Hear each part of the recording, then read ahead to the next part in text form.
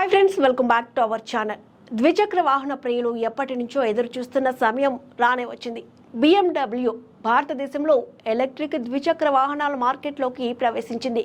వారి premium electric scooter BMW CE04 పూర్తిగా buildup యూనిట్గా భారతదేశానికి వస్తోంది.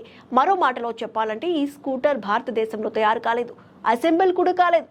అయితే డిజైన్, అత్యాధునిక సాంకేతికత, పనితీరు పరంగా భారతదేశంలో మరే ఇతర ఎలక్ట్రిక్ స్కూటర్ దీనికి సరిపోలదని పరిగణిస్తున్నారు. BMW group India president and chief executive officer Vikram Pawah ప్రకారం ఈ స్కూటర్ భారతదేశంలో ఎలక్ట్రో మొబిలిటీ కొత్త శకానికి నాంది పలుకుతుంది.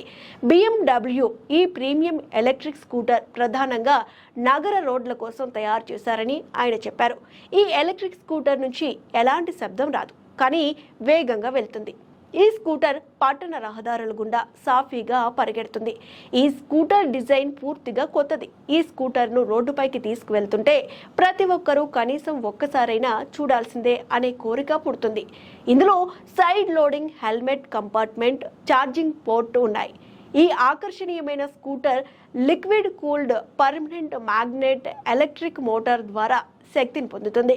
ఈ మోటార్ 42 హార్స్ పవర్ను ఉత్పత్తి చేస్తుంది. ఫలితంగా CE04 స్కూటర్ కేవలం 2.6 సెకండ్లలో 0 నుండి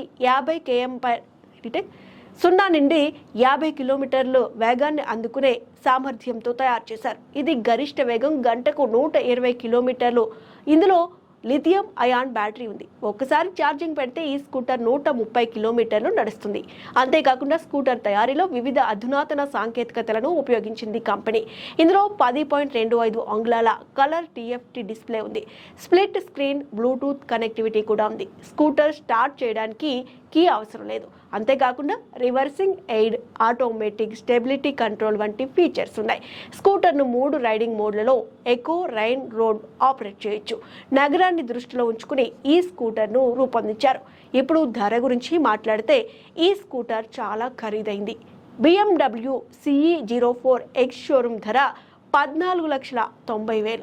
ఈ ఏడాది సెప్టెంబర్ నుంచి భారతదేశంలోని అన్ని మెట్రోపాలిటన్ నగరాల్లో ఈ స్కూటర్ అందుబాటులోకి రానున్నట్లు తెలుస్తోంది.